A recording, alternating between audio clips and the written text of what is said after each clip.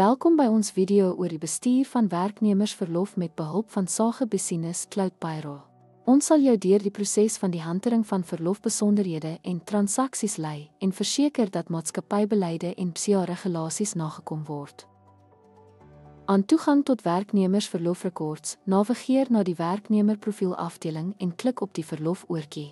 Hier kan u verlofbesonderhede bekyk of wysig, versekering van voldoening aan die wet op basiese diensvoorwaardes en dienskontrakte. Werkskontrakte kan addisionele verloftipes soos studie- of sabbatsverlof insluit. Hierdie kan handmatig by die stelsel gevoeg word en aanpassings kan gemaak word vir werknemers met langer diens wat kwalifiseer vir verlengde verlof. Ken statutêre verloftipes toe soos jaarlikse, siek, kraam en gesinsverantwoordelikheidsverlof om te verseker dat aan die minimums van die vereistes voldoen word. Voeg persoonlike verloftipes by wat in kontrakte gespesifiseer word en verseker dat hulle behoorlik binne die stelsel nagespoor word.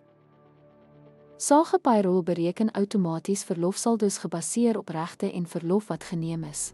Jy kan saldos vir oordrag of onbetaalde verlof handmatig aanpas en verseker dat dit ooreenstem met spesifieke kontrakooreenkomste. Aan 'n verloftransaksie verwerk, gaan na die werknemer se verlofoortjie en klik voeg transaksie by. Voer die verlofdatums in en kies die tipe uit die vooraf gekonfigureerde opsies. Die stelsel werk die saldo op en weerspieël dit in toekomstige betaalperiodes. Werknemers kan verlof deur die stelsel aanvra en sodra dit deur die administrateur goedgekeur is, word dit van hul saldo afgetrek. 'n Logboek van alle transaksies en goedkeurings word vir auditdoeleindes gehou, wat deursigtigheid verseker.